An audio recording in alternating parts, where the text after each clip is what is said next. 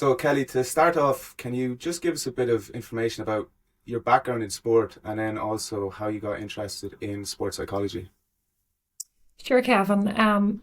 I've always been a player, so I played camogie and football, dual player growing up, and basketball during the winter season. So I've always been really, really active in team sports. In terms of transferring that then into my career, I just always knew I wanted to do something in sport and never knew sports psychology existed. I wish I had have when I was at my prime in terms of playing, but never knew it was a thing. And I actually studied in America for a year. I had an opportunity. I was in Belfast and then got over to America for a year and I studied psychology just in general. And I remember just thinking I'd never been exposed to psychology before because it was never offered at A levels or anything. And I remember just thinking, God, this is really interesting. I wonder, could you apply this to sport? And lo and behold, when I finished my year, went home, did a bit of research, and found that it actually existed, and chose a university in England because it was the only one at that time that was accredited, UCLan up in Preston. And I went there, I did my undergrad, and then went on and did my masters. And was really fortunate to get in to the university afterwards to lecture, and then took a job in the Sports Institute when I decided to return home, and then just started my own business then after about 7 years of being in the institute. So I've been doing it now for about 16 years, which makes me feel really old. But I just honestly probably came across the profession totally by chance, and I am completely in love with it. Absolutely love it. One thing I find interesting talking to sports psychologists and even just regular psychologists is that sometimes the interest can be sparked because it was an area that you may have struggled with, and then you start reading into it a little bit and seeing that it actually works, and you just get fascinated by the field and continue. Would that have been the case with you at all? Would you have struggled at all in your younger career with this aspect of playing sport? I actually probably wouldn't have struggled as much. Like, there's definitely a wee piece, and I'll chat about that in a second. But I probably noticed it more in teammates. To be honest, I would be looking around. I'm really fortunate that I'm from a very successful camogie club. We would have had a lot of success, sort of even in Tyrone, but then even on Ulster level, and I just would have seen really, really talented camogie players. I would have said I was fairly average, do you know, in terms of skill and stuff like that. But I would have seen teammates who were so like unbelievable in terms of skill, but their mindset really let them down. And so I was noticing nearly more in people around me, which kind of created a wee bit of an interest. When it came to myself, then what sort of happened was it's an area that I actually see really prevalent now in GAA players in particular. It's the belief piece. So as I said, I was fairly average, but I was a really, really hard worker. Like, I would have give you everything I had and had a really good engine, but I probably didn't have a lot of speed. And I remember a coach. We were had a training session. I remember being on the pitch with seniors, and I was still very young. I was maybe only 16 or 17 at the time, and the senior men were training at the bottom half of the pitch. And I remember a coach, like, we were doing these sprints across the field, and he shouted out, like, Jesus, Kelly, my 90-year-old granny's faster than you. And, like, obviously it was funny or whatever, but at the same time it stuck with me crazily. And I had no idea that it really stuck with me up until obviously I started studying this. And I used to then define myself as slow all the time. So no matter what the situation was, that girl's a bit fast for me, or yeah, you know, I'm not really fast here. I'll never get out in front. And I used to nearly use it as a crutch, do you know? And it was only really obviously after studying this and starting to discover those sort of self-limiting beliefs and how our thoughts can hold us back that I realised that I was literally holding myself back with my interpretation of my speed. And no point in telling lies, Kevin, I'm not the fastest player in the world, but I probably sort of stopped myself from getting out in front because of my mind. And once I was able to sort of overcome that, actually, you know, my speed never really got exposed in terms of that side of things. So it's just funny how the stories that we tell ourselves, and they usually come from some sort of circumstance, can lead to that. So that's really what I would have experienced. And then I just thought, right, do you know what?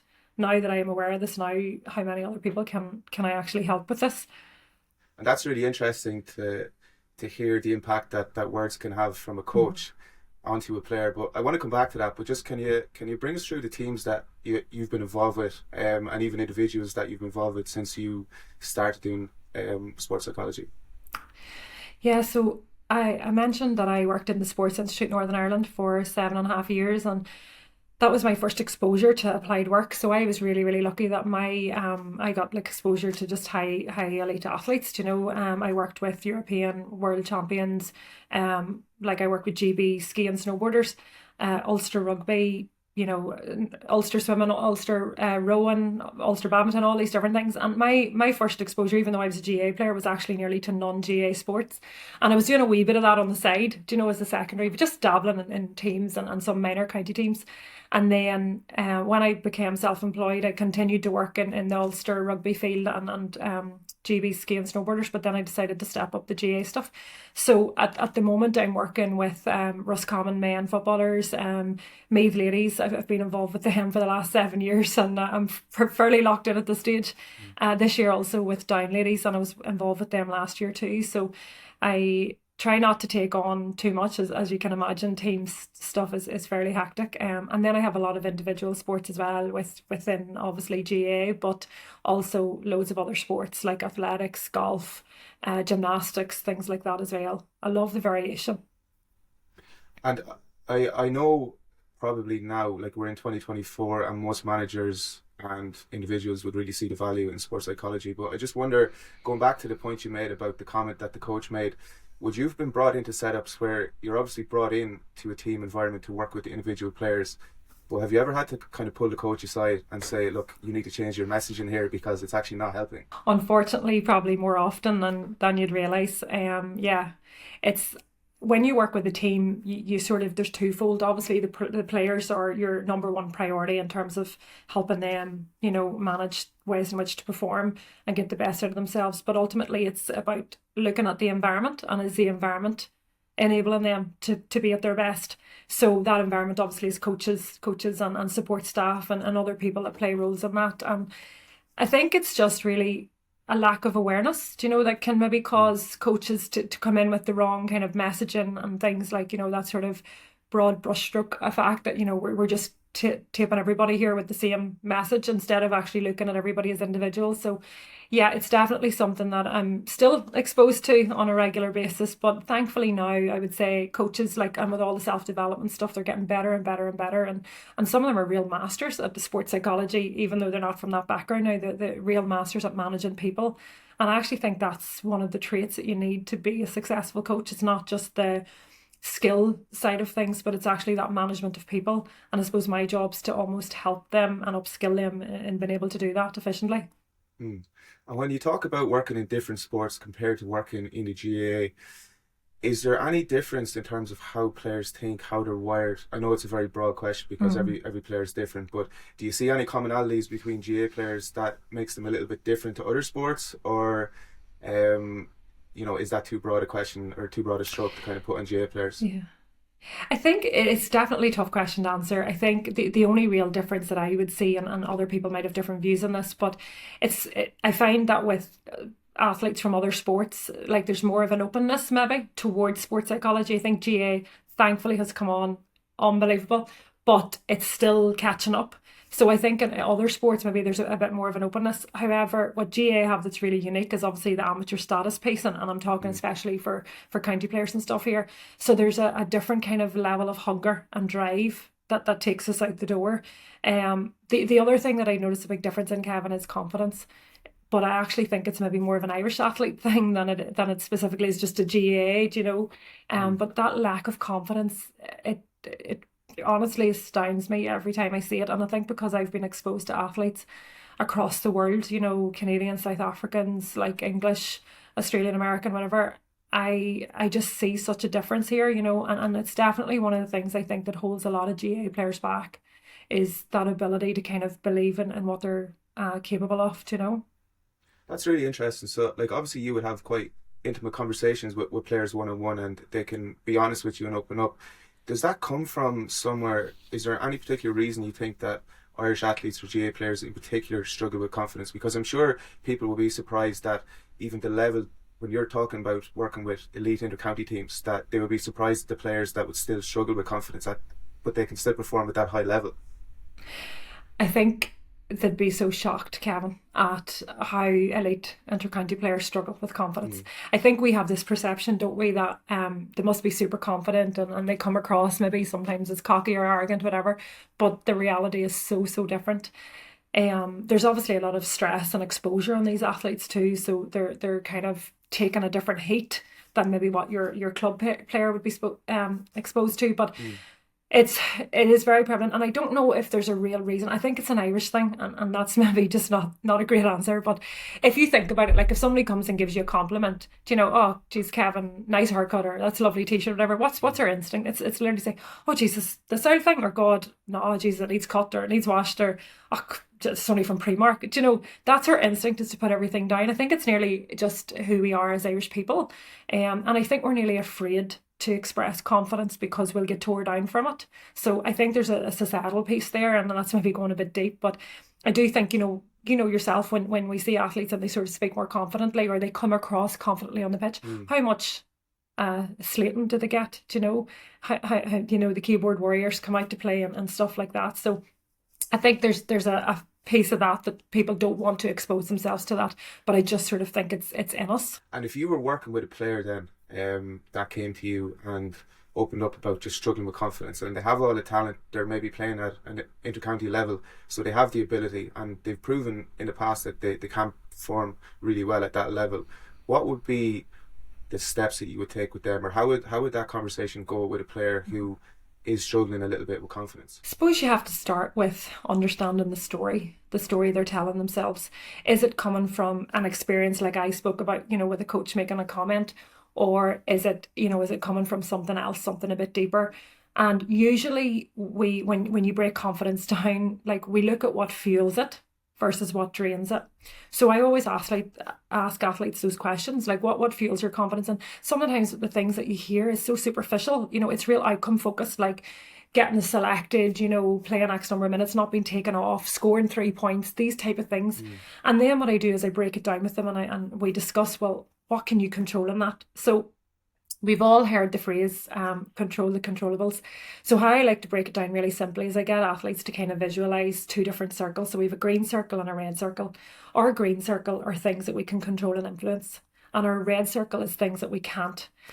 When you think about where doubt comes from, where the performance anxiety comes from, even nerves, different things that nearly hold you back, especially from a confidence piece, what we tend to find is they sit more in that red circle. So things that you can't control and influence, like we can't control a manager selecting us. We can't control a manager taking off. Sure, we can influence it by maybe trying, the way we perform, the way we play. But at the end of the day, someone might make up their mind about you regardless of what you're doing, So you might not be in the position to score 3 points in a game just because the role that you're playing. So when we put so much onus into those outcomes and the things that we can't control, it obviously drains us. So I get them to see that, and then I get them to focus their attention into things in that green zone. So their body language, their attitude, their effort, their work rate, how they're showing up, maybe reframing targets for games so that it's not so outcome focused. Maybe it's more about creating opportunities rather than scoring 3 points. So I get them to kind of reframe things in a different way. And when you can kind of step back and see it like that, it's much easier to almost, go, okay, I'm allowing these things to kind of drain me of how I'm feeling about myself. So I kind of go with that sort of background. And then the other thing is the self-talk piece, which I sort of mentioned earlier. And there's a nice wee acronym, or like 3 C's really. And what it stands for is we have to catch the thought. So catch is our first C, and we have to catch basically our self-awareness. Then we have to challenge it. Where's it coming from? Is it fact versus fiction? Fiction's usually our feelings. Oh, I'm just feeling unconfident today, or I'm feeling full of doubt. And then when we identify that, it's easier actually to break it down. Usually when we're making up those stories, Kevin, it's very rarely that it's fact based, telling us that, it's usually just our fiction, the stories we're making up, the narrative, all based around our feelings.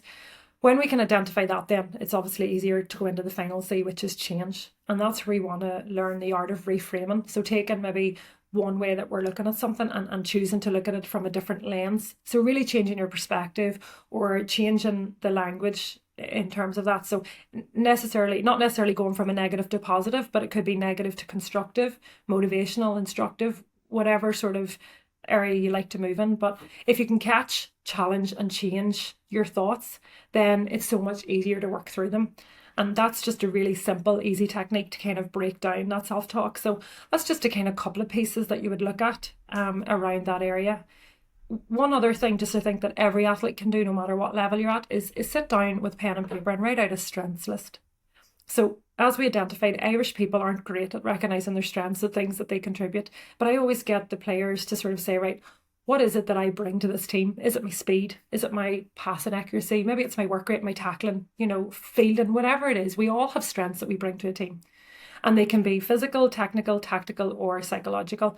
When we identify them, that's what we should be putting our focus on going into games.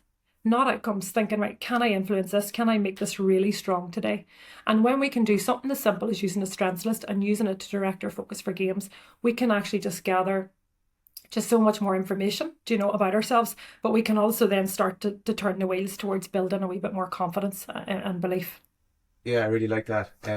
In a previous life, I used to work as a sports journalist, and I always remember interviewing Cummins, just around this kind of area of confidence as well. And obviously he's a guy who won All Irelands, won All Stars, playing in goals for Tipperary. But something he said in an interview really resonated with me one time. He said that he was in the hotel on the night of the All Stars and he knew he was going to win an All Star, and he just took a video talking to himself, saying, just building himself up, saying, I'm about to win an All Star here. And to just give himself confidence in the moments where he was feeling a bit lower, he could always reference this video saying, look, I'm about to walk up here and win an All-Star. And to just give him that confidence and help him remember, I guess, when he was at his peak, maybe he's in a dip now, and he can reference the video and just kind of go, yeah, I'm still a quality player, which I really I think, like any player, obviously every player isn't going to win an All-Star, but every player can look back on a video of themselves playing well, or just remember moments when they did perform to their best and then reference that maybe when they're in the dip of form, just to get out of that. It's a great example. And what I would do with players is get them to create even a highlight reel.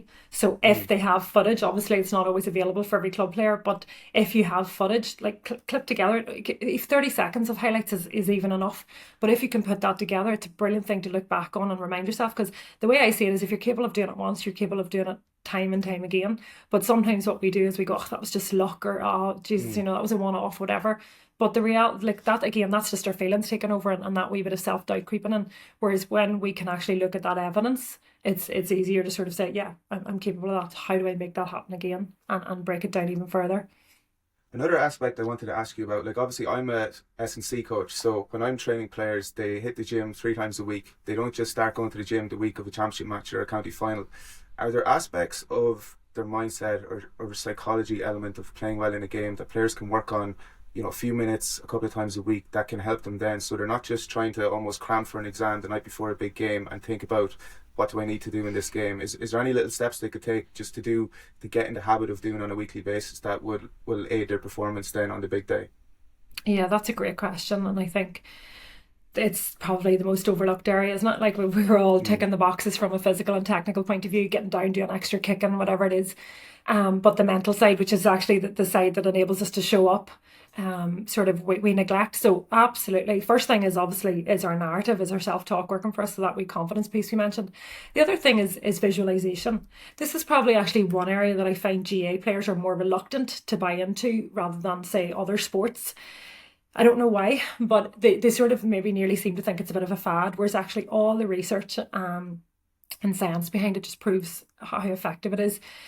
Our brain really struggles to tell the difference between real and imagined experiences. So with visualization, we have the opportunity to rehearse something hundreds and hundreds and hundreds of times without actually expending much energy and effort. So a good thing for players is even just to visualize themselves a couple of minutes, a few times a week, maybe performing certain actions, like catching balls, taking men on, like really breaking down the skill. The other piece is even writing out a script. So for a lot of my county players, I would get them to write out scripts of how they want to perform and how they want to feel. So there's great examples of elite athletes, more from sort of American sports, triathlon athletes kind of doing this. And, they would have shared, like, just really writing down, Kelley feels confident today. Kelley knows that in the final quarter, the legs are going to feel tired, and we kind of continue like that, but she's got it in the tank or whatever. And you kind of write it about yourself and that sort of third party. And I get GAA athletes to kind of write out scripts for themselves, and they can take it whatever direction they want, but basically like exposing how they want to feel, but then also how they want to perform. And again, try to keep it non-outcome focused. So that's a real easy thing that any GAA player can do a few times a week, and it doesn't have to take a huge amount of time. And I think that's the fear, because obviously everybody's so busy. You're spending so much time in the gym, so much time on the pitch. But actually, you can do mental skills as part of your everyday practice. So, say, for example, you're down kicking. Is it purposeful? Is it deliberate? So how many times do I work with players and they're practicing shooting or they're practicing kicking, regardless if they're the free taker or not? And it's so mindless, so mindless. So they're not really present. They're just kicking. And I'm just going to kick 20 balls from here. What I always say is like, try to make it as purposeful as possible. Can you fatigue your legs? Can you raise your heart rate for 10 seconds? Can you do different things like that? Can you shoot from really tough angles? Can you think about where you missed your last number of scores and you're not allowed to leave that spot to nail 5 in a row? Like, set different challenges for yourself. Again, all things that we can do as part of our everyday physical practice, but also sets us up mentally to have, I suppose to fine tune, but also to build a wee bit of resilience there as well. So that's just a couple of wee things that they can do. Mm. And we talked about, say, a lack of confidence being quite common in GAA players. When you talk about, and you don't even have to limit this to GAA, but when you speak about elite athletes that you've worked with, are there any common psychological traits that they would have? Like, I'd imagine when you sit down sometimes one-on-one, is there anything like straight away they say something and you're like, this is why they're on this level, that this is why they're an elite athlete? Is there commonalities between them? Yeah, it is. It's a self-efficacy piece. So really, I suppose their belief in what they're doing and their ability to do what it is that they're going after, that's massive. And I think, that obviously enforces self-esteem. So how they think about themselves, that worthiness and things like that. So between that and sort of that internal motivation, that driven piece is massive. That's really what you would see more so than maybe in your sort of average GAA athlete. I would say also that other elite athletes have more of a long-term thinking vision, so they can see the bigger picture. We as GAA players have the tendency to sort of just see now, right, what's now, this game tonight or that game at the weekend. We very much nearly living in the short term rather than the long term thinking. A lot of these elite athletes, you remember, like their world championships, things like that, are only every 2 years, or Olympics every 4 years. So they have to have that ability to long term think. And I guess what we can learn from that is, can we zoom out at times? So as a GAA player, if I'm getting stuck in something, can I step back and zoom out and choose to look at it from a different lens? And then what steps do I need to put in to still help me get towards my goal or the actions that I need to take? So I think that's definitely a big struggle for GAA players at times. One area that every athlete, no matter what level you would play at, you have to deal with the lows, whether that's dealing with a long-term injury, a really tough defeat, things like that. Everybody's going through that. Like, you've gone through it playing, I've gone through it playing, everybody has.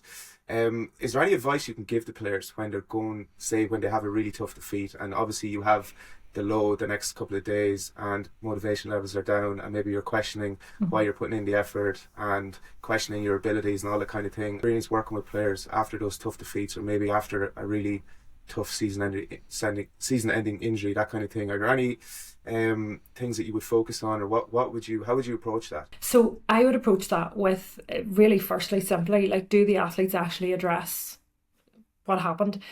I think what happens is we overthink, and then we overanalyze, right? So every environment we go into, whether it's the family home at the kitchen table, whether it's our friends in the pub, whether it's, with the lads on the bus, we're overanalyzing every single moment from a negative perspective. We as human beings are obviously set up with a sort of negative dominance, let's say. So we have to work a wee bit harder to stretch our thinking towards the positive or more optimistic side. So what I get athletes to do is straight away is just, right, really simply, let's review their own performance, because that's all they kind of control over and influence. And I always get them to start with, what was I happy with, or what do I want to continue, or what did I do well? So one of those kind of questions that they should ask themselves, and they could jot down 1, 2 or 3 things. Then I would get them to think about, well, what's one area that I would want to work on or tidy up or focus on for the next day? And then how? So that wee mini action plan, not a big long list of stuff, but this wee mini action plan. Well, how do I do that? When we process it and we set it down, when we write things down, we kind of distance ourselves from the emotions of what we're feeling and the facts. What happens is when we play it over in our head, emotion, and it's all irrational. So we really need to learn how to create that wee bit of distance. So just simply a really simple review process is one way to do that. Then it's just creating a boundary. Simply, I'm setting this down, so have your offload, whatever way it needs to be, and then I'm setting this down, because there is no, when we carry things forward, actually, all it does is hold us back. It weighs us down. So we need to learn just to set it down, and then what's my next step? What's my next move? You know what? Maybe I just need to forget about football for 24 hours and take a refresh. You know, maybe we don't have time because we're back out the next week in championship, whatever it is. Well, what can I do in the next 24 hours that's going to reset that?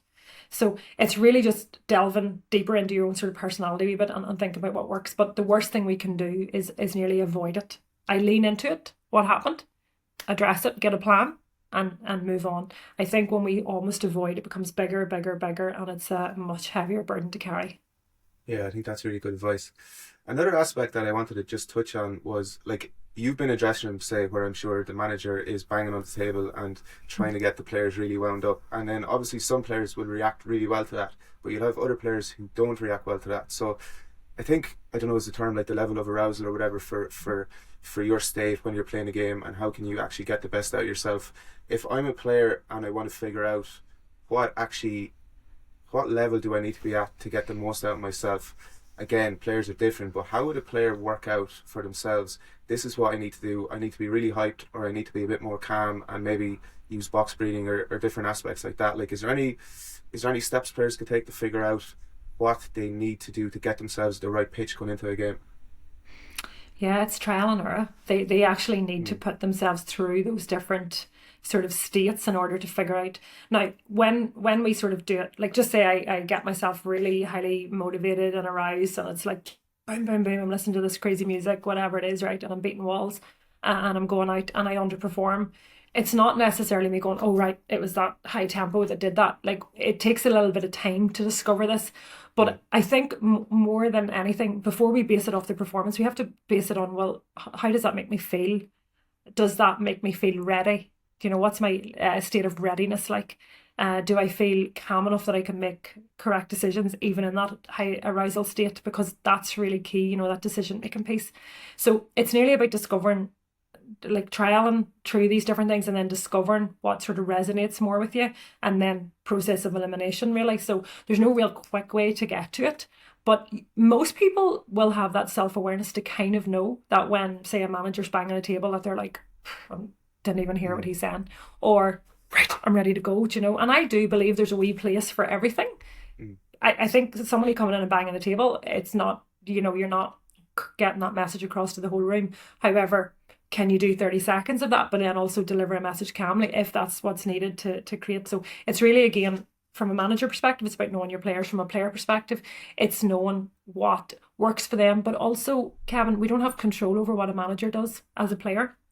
So if I know I like it calm, composed, you know, really chilled, type of towel over my head on the corner type of thing, and a manager comes in banging the table and firing water bottles about, how then do I take control of my own state before I go onto the pitch? So there's always 30 seconds, there's always a minute. Do you need to go off into the toilet cubicle and just take a few deep breaths, or remind yourself when you're walking out onto the pitch? Do you just calm yourself down? So I think that's key. So not only self-discovering that, but then also how do you get yourself into that right state of readiness based on what was presented to you as well. I want to move on to the Meath ladies, and I think it's been probably one of the great stories in Irish sport over the last decade, definitely. Just like, as someone who has been there from the start, say, of their evolution from the lower tiers of football to where they reached over the last number of years, can you just describe what it was like to be on that journey with that group of players? I just think I'm really, really lucky. I just think the fact that I got the phone call to get involved with them, not having really any clue about their background, but I sort of think I'm just really, really grateful and lucky for it. And when I first went in, obviously they had lost 2 intermediate finals in a row, with, I think, against Tyrone and Tipperary, and I got involved at the start of the year in the league, and we just really set about kind of creating a consistent mental skills approach. Now, what happened was COVID struck a couple of months into that journey, so we had to move everything online. Now, I had been in person with the girls before that, but then we had to move everything online. But they were the type of group, Kevin, that just did such a willingness to embrace anything that was thrown at them, that if they felt it could benefit them 1%, like, the engagement online was unbelievable, that it actually gave me confidence in what I was doing, to think, okay, this works, you know, and hence then, you know, I sort of changed my approach in terms of longer term working. But they just had such a desire and a willingness and almost probably a desperation. It's maybe not a nice word to describe it, but because of what they had went through in terms of that failure, they were like, this isn't happening. So there was a fear as well that it could happen again. And what we done from a mental skills point of view is we really identified what it was that was holding us back. And we started to see a bit of a theme. When a team got a goal on them at a certain stage, they nearly thought, oh God, the writing's on the wall. So that narrative piece came out. So we, through just different pieces that I would have done with them in terms of building that confidence in our journey, we actually just ended up with a theme of not today. And it sounds really simple, sounds really basic, but it kind of just become a bit of a mantra within the team that we're like, not today. This is not happening today. So even if a team scores a goal on us, we're not just bowing down. We're going to fight our way back. And it was funny. I remember that All-Ireland final, our opposition scored a couple of goals on us. And I remember thinking to myself, okay, I'm going to be really challenged here now to see if this mental skills worked. And we just responded every single time and went on to win that game fairly comfortably. And we carried that theme on, believe it or not, into this sort of senior competition. Now it didn't stand out. We had other sort of themes. That's really the way I work with the team, is nearly trying to develop a theme that we can kind of really use longer term. But it was just really, really lucky to be part of that setup. But I think it was the openness and willingness that made it easy for me. I don't even imagine that team. Was it the semi-final the first year they won the All-Ireland? Was it against Cork where they scored? I was at that game and I remember it was a kick out that went short, and it was in stoppage time. But I mean, everybody at the game would have said it's over, Meath are done here. But yeah, they came back. I think we were 9 points down, and I could have that just a wee bit off, but I think we were something like 9 points down in the last 10 minutes. And look, yeah, you were thinking the writing was on the wall, and we just, as you said, a kick out went. We intercepted a kick out and got a goal of it, and the next thing got momentum and just went. And I think that was the thing that the girls had. They just kind of had a resilience, and also when you're going in at that level, Kevin, there was no expectation on them, let's be honest. They just won intermediate. It took three goes to get there. Nobody was expecting anything of them except for us within our group. We as a team knew we were capable of, but we didn't talk about winning All Irelands. We just talked about how long could we make the journey last. And that, their belief in what they were capable of and fighting their way out of anything just really stood through there, and then obviously we went on to beat Dublin in that final, and again, Dublin and Cork at that stage were the favourites ultimately, do you know what I mean? So going in as an underdog is a wee bit easier though, because there's less expectation on you. It's a bit freer, you can kind of go for it, take the shackles off and just see what happens, And I wanted to ask you about that because I find that part one of the most impressive things about the journey, because you can often find a team comes from nowhere and wins an All-Ireland, but the hardest part is actually backing it up next year when you maybe don't have that little extra bit of motivation, when maybe you slack off a small bit from the gym sessions you were doing the previous year. But for that team to actually come back and back it up the following year was arguably more impressive. So what can you talk about their mindset from all of a sudden they're going from being, as you said, underdogs to now we are the champions and now we are the team that everybody's looking to take down, and then to go on and win it again? Like,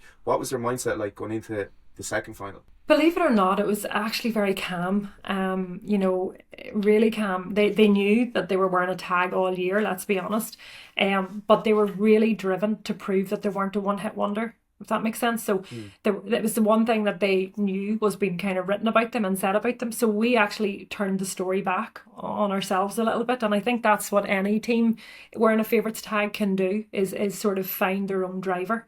So we really turned that back. And the last session that we had before that final, we actually did a gratitude task. So again, maybe a men's football team might be listening to this and thinking, Jesus, right, I've did it with men's teams and it's unbelievably powerful. We did a gratitude task because there's a lot of research behind gratitude and resilience, and like having a positive influence on resilience. And we sat around in a circle and we all talked about what we were grateful for, about the opportunity ahead of us as we approached, that final. And it was so powerful because it created the right level of emotion, but also an unbelievable drive and focus. So to go from an underdog to a champions tag, it's not easy. There's a fear versus power piece. So a lot of us sort of approach games with fear, playing not to lose rather than playing to win. We worked extremely hard on playing from a place of power. So let's let's go out to perform in every game, rather than trying to kind of hold a lead or not to lose. And the outcomes ultimately are the same, but the processes are very, very different. And I think that's what people don't understand. So even you've players listening to this, they will experience that when they go out to play their own games. They're going out with a fear, oh, I don't want to make a mistake, I don't want to be taken off, I don't want to lose. But they have to be able to reframe it into the opportunity versus the threat. And when you can do that, and that's what we did with Meath ladies that second year of that senior All-Ireland, was to actually see the opportunity, not the threat.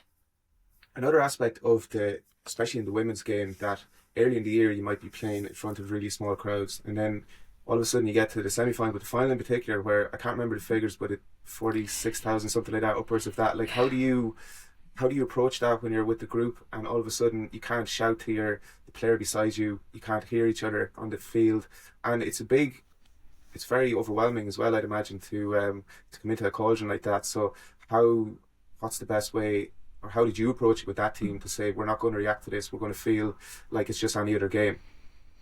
Well, it's really interesting you asked that, because I actually there's a couple of images of the Meath ladies in the March beforehand, and I use them in different workshops that I do to kind of express this piece. But the other thing to note here is, when they won their intermediate, it was COVID, there was nobody in the stand apart from the teams. When they won their first senior, COVID was still very prevalent, so it was a really limited audience. So then, as you said, when they went to that, it was just this completely different experience. So we spoke about the communication piece, of course. We worked on that. Very, very hard to replicate, as you know yourself. At training, very hard to replicate it. But we spoke about who delivers the messages, how the messages get across. But more importantly, our body language. Is our body language also equating to the message that we want to send? But what we really focused on was enjoying the occasion. It might sound crazy, and some people say, how do you enjoy big games like that? If you're not enjoying it, why are you doing it? And that's what I say to people. We have to learn to enjoy it. So if you go and you Google some of the images of Meath ladies and the march round, you will see Mary Kate smiling, our full-back, smiling and looking around her. You will see a couple of other players like walking and laughing, smiling, really just embracing it. Katie, Emma, Vicky, all smiling and embracing it, because that's what we talked about. We talked about enjoying the whole thing. People talk about don't get caught up in the occasion, and they're right. But you have to enjoy the occasion as well. So how do you do that? So we spoke about in that warm-up piece and in that March piece, it's okay to look around. You don't have to be super serious if that's not your personality. And I remember working with a very high-profile player from Mayo, and he spoke about that. He spoke about how he was always told that he had to be super serious and, this sort of pose in the team photographs and stuff like that. But he realised that wasn't him. And he said, you know what, the way the little kids would be standing high-fiving you as you're going out on the field, he felt like he couldn't do that because he had to present a certain way. But the way in which he played his best football was just high-fiving them away. He's not engaging, he's just high-fiving. And when he goes out, he was chatting away to his marker, whether his marker liked it or not. But he wasn't doing it to put his marker up. He was doing it because it kept him relaxed. So we really worked on doing what enables us to enjoy and perform our best. So I think that's a massive tip I would give to any young athlete or any player listening to this, is like focus on what you enjoy about it and ask yourself that question. So before every game that any of the athletes that I work with play, or any of the players, I ask them, what is it you're looking forward to? So for example, some of the Roscommon players there, like I would have been saying, right, what are we looking forward to this weekend? Do you know? And some of them it could be the occasion in Croke Park, some of them it could have been the opposition, maybe it's like a personal thing, maybe, people coming to watch, whatever it was. And allow yourself to enjoy that, and then you're going to get more out of yourself because you're going to be in a more optimal state. Yeah, I remember interviewing Jack McCaffrey before as well, and if you ever look at pictures of him in the parades before All-Ireland finals, he's looking around, he's smiling, he's just relaxed, and as he said, that's how he gets the best out of himself. Where, like you said, if he was up tense and he was just not being himself, then that's not the optimal way to get the most out of yourself. Yeah. Just a final thing I wanted to touch on before we finish up. It's a word, culture, that's kind of thrown around there a lot. In terms of, it's almost become a cliche in sport. But when you're working with a team, or even when you first come into a team, is there any way you can define culture? Or even taking the Meath ladies example, like that was clearly a really high performance culture, and everybody just wanted to get better and wanted to improve. Is there any aspects that a team can focus on when you're talking about having a really good culture, and maybe explain why culture is important for success? Yeah, for sure. It's very important, because if you don't have that right environment, how do you get the best out of everybody? Again, there's Mm. an individual approach, but there's a collective approach. So the first thing is, again, back to the environment. What is the environment we're creating? So as part of a management team and the support staff, what environment are we creating to enable players? But the second, and I personally think one of the most important pieces, is it player led? Are the players driving the standards?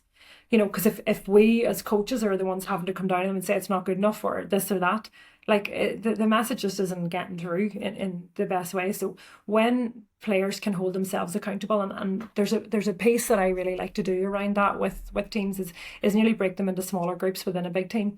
And people talk about leadership groups, different things like that. Some teams are into them, some teams aren't. I think they definitely serve a purpose if used really well. And I know with Meath ladies and other county teams that I work with, the men's teams and stuff, we really do focus around that leadership piece. And it's not about those leaders, those 5 or 6 people in that group being the ones to set the tone. It's, can they enable 5 or 6 others to set the standards and create the sort of team that they want. If you don't have a good culture, if it's toxic, if it's negative, it's a drain. It makes selling your message really, really hard. It's hard. The most challenging piece about it is, yourself, Kevin, when you get to that business end of the season, there's a lot of players not getting minutes. Like, let's be honest, that's just the same every team. No different for Meath ladies as it is for any inter-county men's team. And when you have a good culture, a good environment, that will manage itself. Whereas when it's not optimal, that becomes nearly toxic. That becomes a drain. And players nearly feel guilty that such and such isn't getting to play, and then the players that aren't getting to play, they can really pull the level down. And it's the same a wee bit in club level. Everybody wants to play, everybody feels like they deserve to play. So getting players to really lead this idea, and I, at the start of the year, I'd always ask the player group what they want the season to look like. And what's required for it to look like that. So it's not about buzzwords, it's not about keywords all the time. It's actually about the practical elements, and that's what we break it down to. So we might have a buzzword like consistency or whatever, but what is consistency? Break it down. What does it look like week in, week out? Standards, what does it look like? So, and are we willing to check and challenge each other? So I think there's definitely twofold to it, the support team fold, but then what as a player can I do to contribute towards this environment? Yeah. Kelley, this has been really interesting. I really enjoyed this chat, and I'm sure players are going to take so much learnings from this and be able to apply it to their own performance going forward. If people want to follow the things that you're doing, where's the best place to find you? Thanks, Kevin. It's KF Performance. Instagram's probably where I'm most active. So I would have shared like a weekly video just on a minute long on little tips, and they're starting back up again soon. I took a wee break there because I had a wee girl not that long ago. So they're starting up again now soon. And yeah, that's just really where I share a lot of practical kind of information. And I always encourage anybody to reach out, send me a wee private message. And if you've any questions, I'll always take the time to get back to everybody. So yeah, that's really where you'll find me, or at the side of a football pitch somewhere, really. So that's it. Yeah, brilliant. Thanks very much for joining today, and best of luck to you and to all the teams that you're involved with going forward this season. Brilliant, Kevin. Thanks a million for having me.